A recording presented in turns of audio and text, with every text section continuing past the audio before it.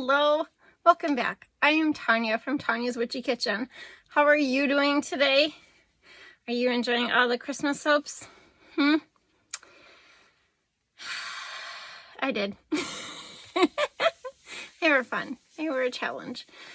So today we are doing something super fun, super out of the ordinary, and super contagious as a tradition. We are doing my gingerbread houses. I'm going to give you the recipe, hopefully give you a printable cutout sheet for the cookie cutters. It's my plan.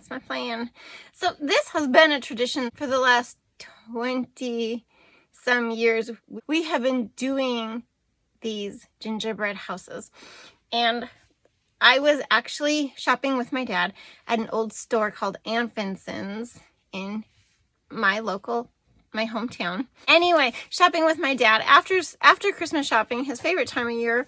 And I found this, I think it's Wilton. You can probably find it on Amazon. I don't know. I have never looked. This little gingerbread house kit. Now, it wasn't the one that came with the pieces. It came with the instructions and the cookie cutters, and that was it. And it was probably like $3 or something because it was half price.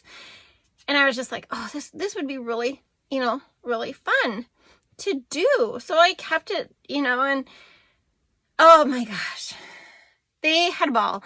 And over the years, it has just gotten crazier and crazier and crazier.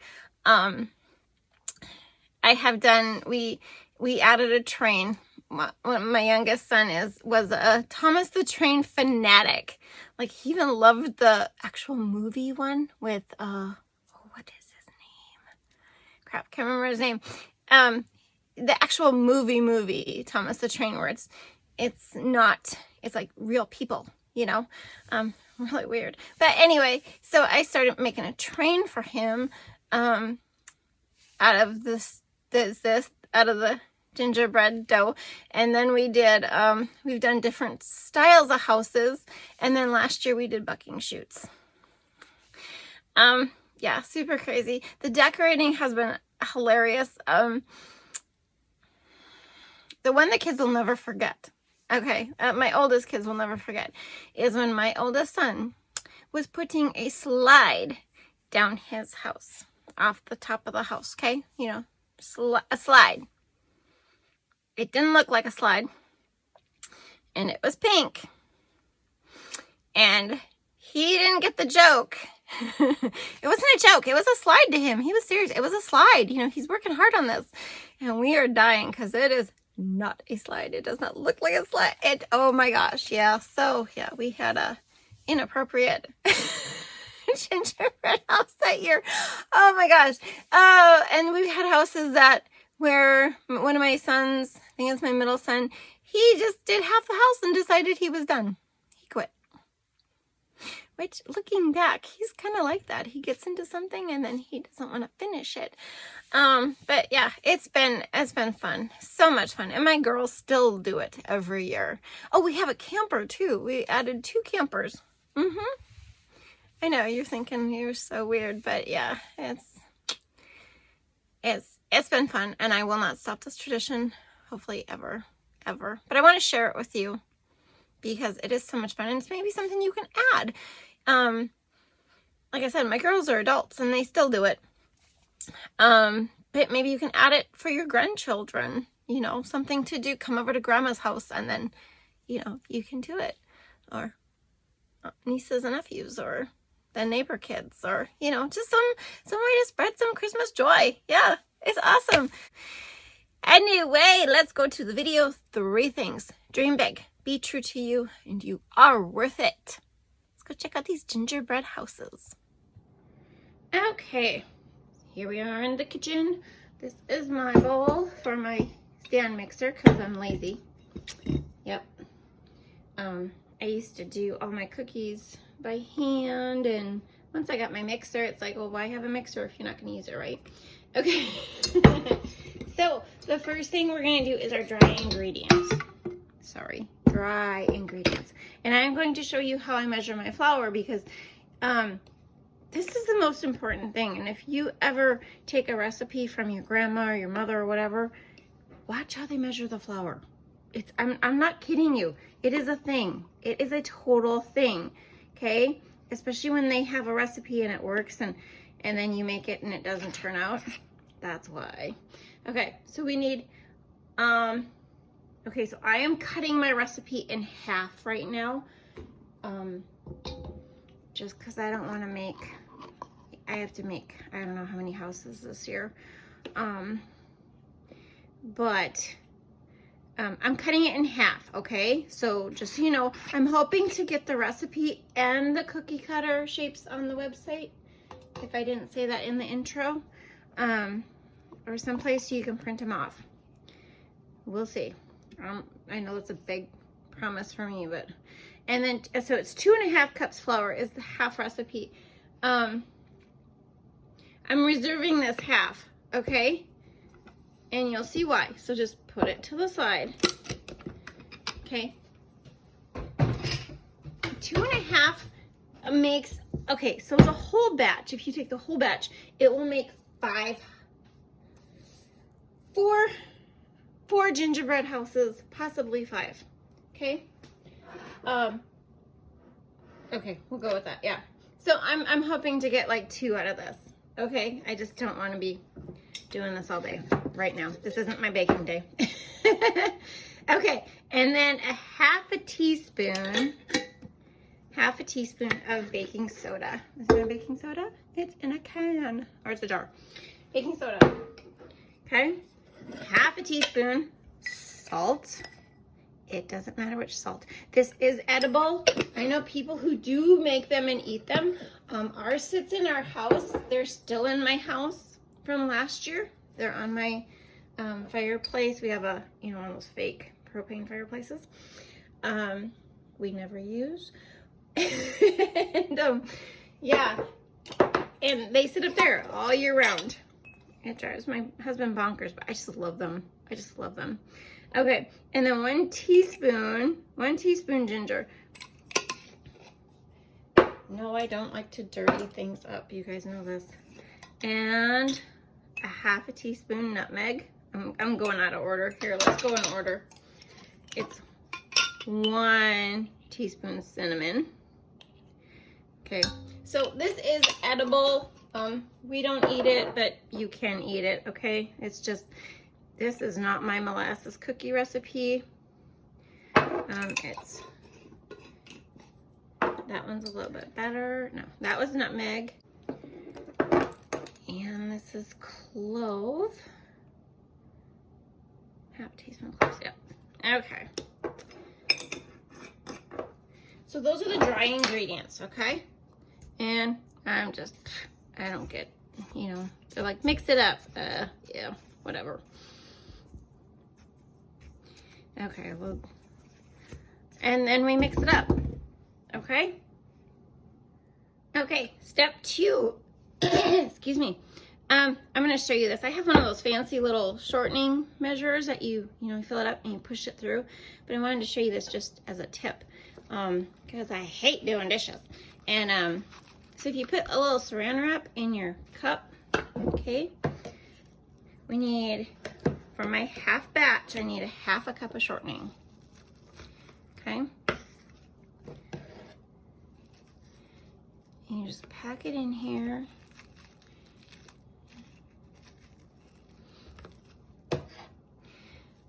And the reason I'm reserving the flour, okay, is because, you know, sometimes, especially when I wing stuff, and because this recipe is cut in half, you know, and I just like to reserve it and then I can add it at the end. If I add it all now and then it's mixed up and it's too dry, you know, that becomes a problem.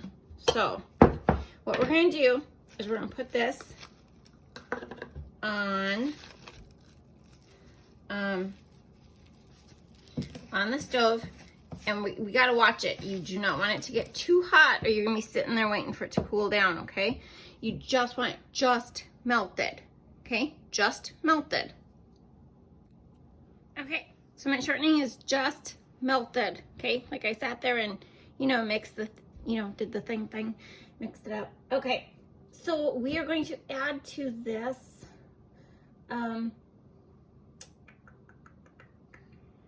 in order, okay, in this specific order, we're gonna add sugar, molasses, and then our egg, okay? So we need a half a cup of sugar. Remember, we're doing the half recipe.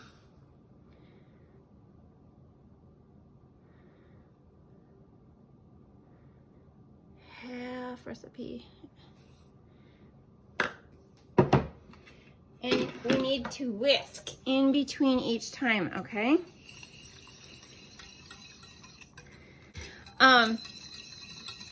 This isn't gonna melt, okay? We just wanna whisk it in there. And then we're gonna do our molasses, which is a half a cup molasses. I'm back to this, see? We used this 3 times. Half a cup of molasses plus 1/8 of a cup. Give or take. If you don't get the 1/8 of a cup, like, you know, that's where the flour, you know, comes in. I always buy the dark molasses.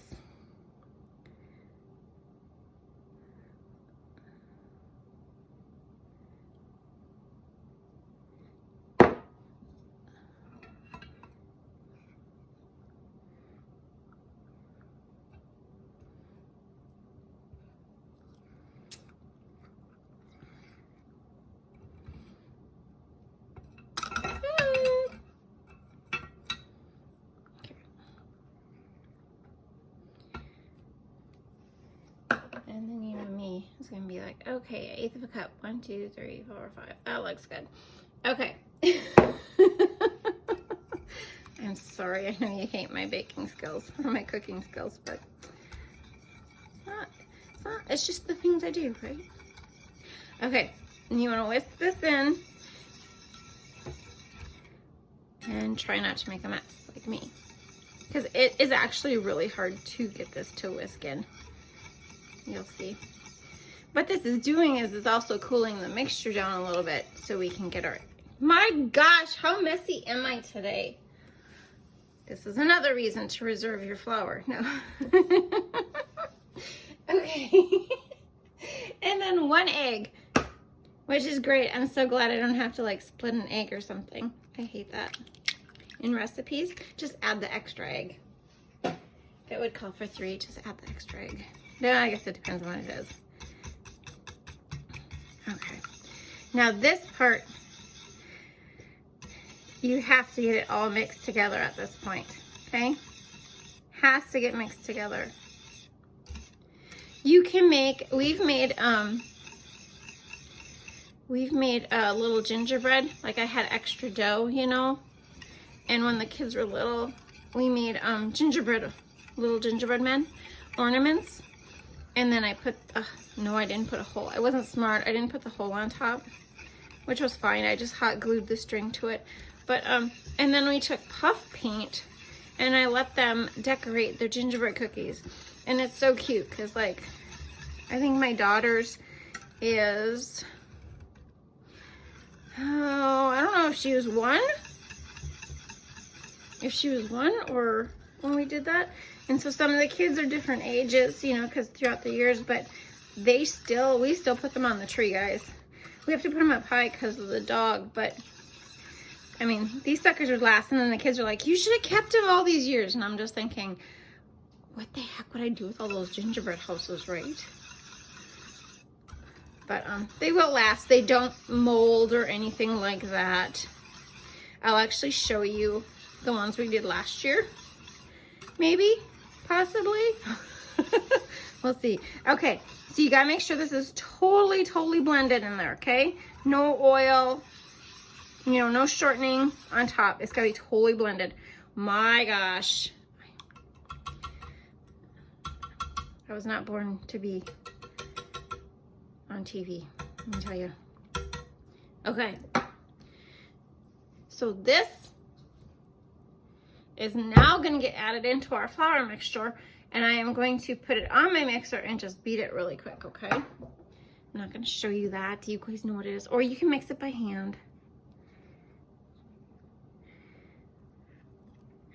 And why they do this, I don't know.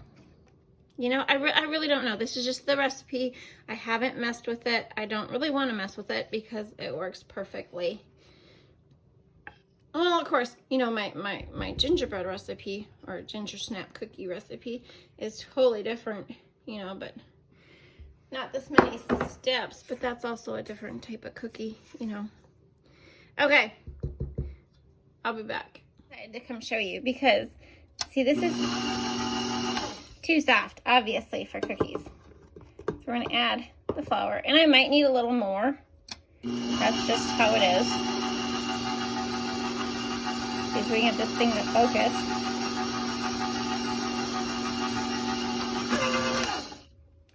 See how it's, whoa, see how it's running?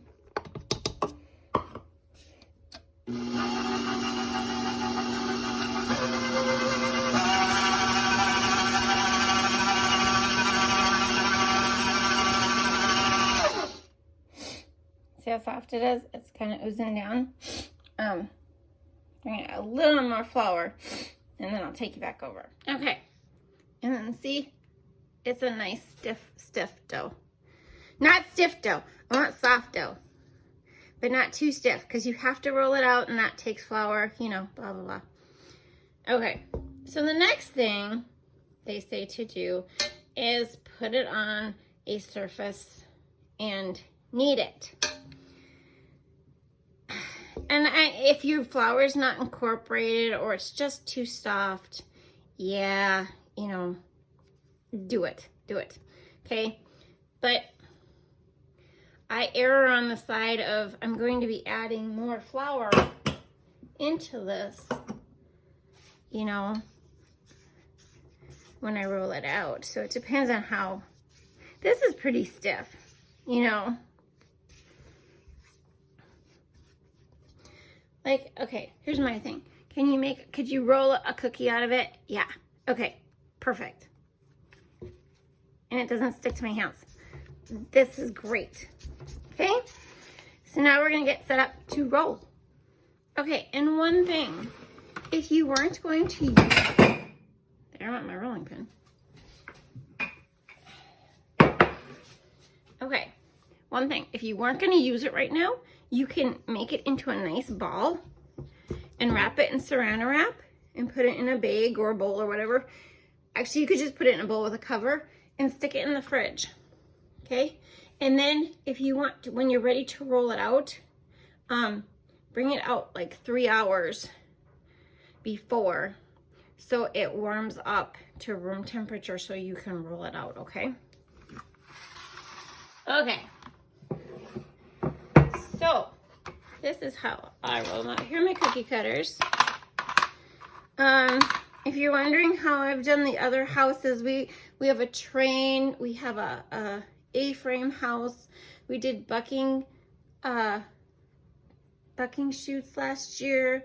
I have a couple other different house designs. I make them out of cardboard. I design them out of cardboard. Actually, I design them out of paper first. Try and put them together, you know, tape them together. Make sure they work, and then I cut them out of cardboard, and then I just trace around with a knife. You know what I mean? So, but believe me, these are so much easier, but it's doable, guys. It's doable. Okay? So you need 2 of each per house. You need 2 sides. Okay? That goes like this. You need 2 sides, and the roof. Okay, so the long one is the roof. Okay, let's get rolling. So, here's where the extra flour comes in. I roll it out on the cookie sheet. Why? Because they will distort unless you're super good. I'm not. And this is also the other way I incorporate the rest of my flour in here. Because it's a soft dough, guys. It's really soft right now. But, you know. And so you want about 1/4 of an inch. 1/4 of an inch in width. which doesn't always happen with mine. It just depends. And try and pick, yeah, thanks guys. Try and pick the flattest pan you have.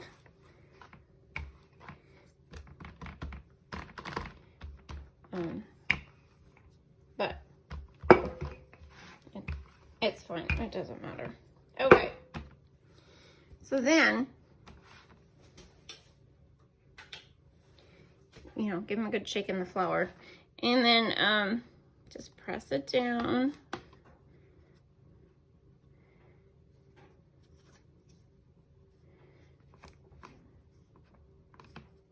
Try and keep a little bit of space, you know, and I'm sorry, depending on how I am, they might get close. They might get close. Okay.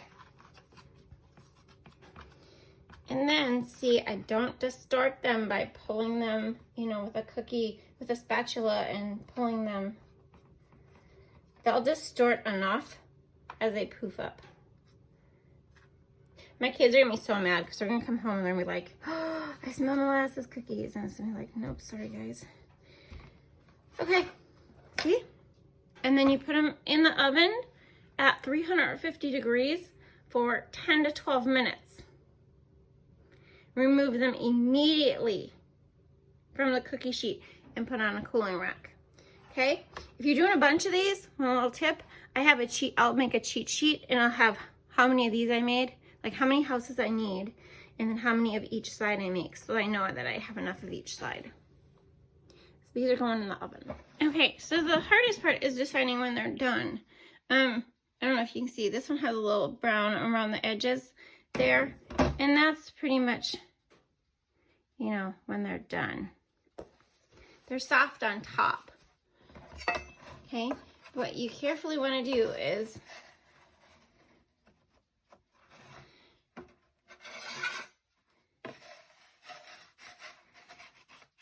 take them off and let them cool completely. Now, I actually let them set. Okay, come on. I actually let them set 24 hours before I put them together. Okay? Like air out in the air.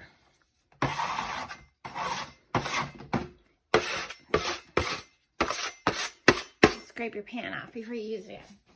But yeah, because they need to be cool and they need to be hard. So I let them set 24 hours before I assemble them, okay? So we'll be back. So when you start your second batch on the pan, take the scraps that you used and take about the same equal amount of fresh dough and just roll them together, mix them together. And you flour the top. I didn't flour the top on the first one, but flour the top a little bit so your rolling pin don't stick to, you know. And then just, you know, so those scraps that I have there, I'm going to mix with a little bit more fresh dough, you know, that hasn't had flour in it. Because I don't keep rolling the scraps and rolling the scraps. I, you know, you could, but I don't want it to get too hard. Also, use at least 2 or 3 cookie sheets so the cookie sheet cools down in between, because you don't want a hot cookie sheet. It'll melt the dough. And then here I am recording.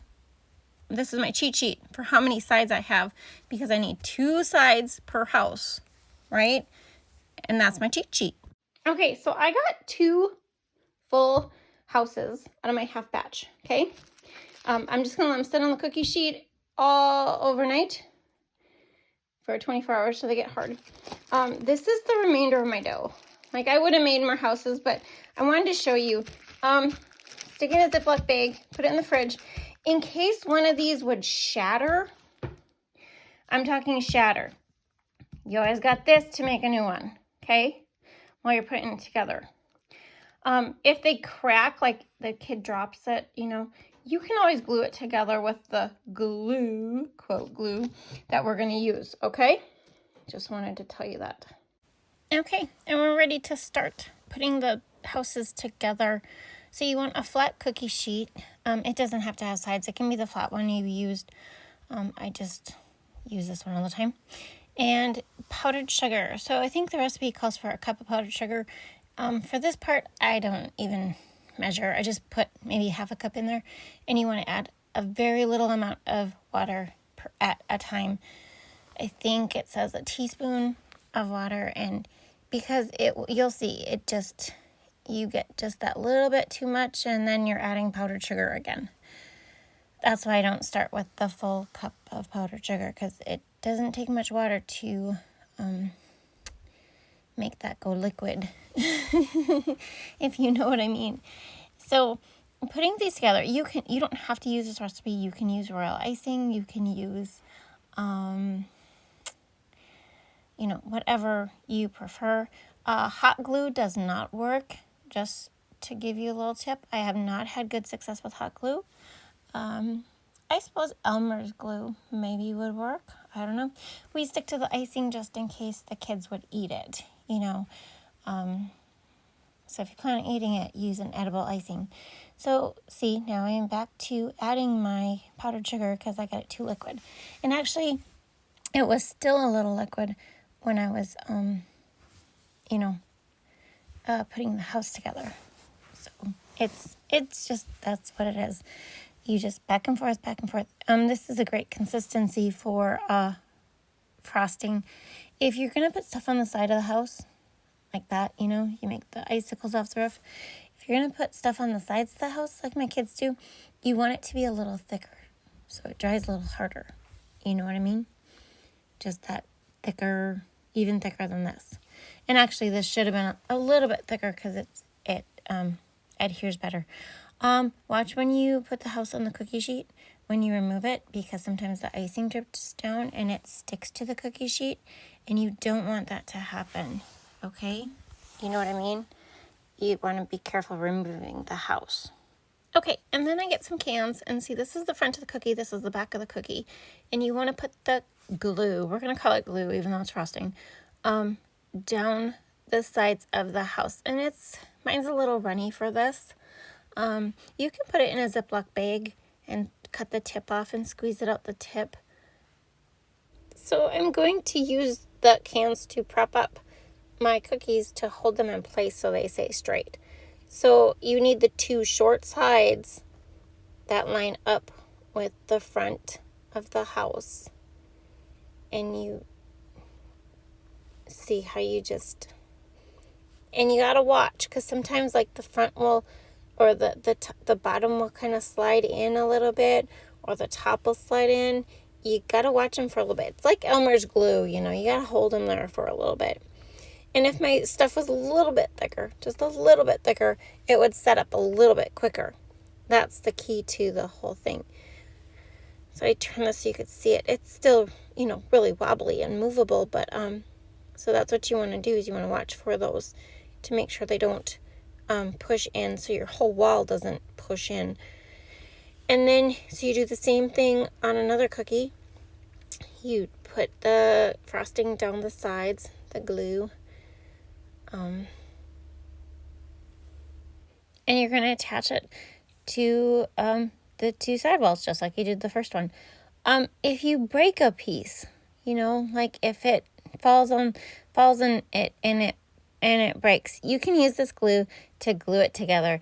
Put it on wax paper so it's easier to remove, because it's going to be flat. But you can glue them, and you have the extra dough to make a new one just in case, because, things happen. So see, you want to make sure that those two on the peaked roof ends are pushed in. That's the most important.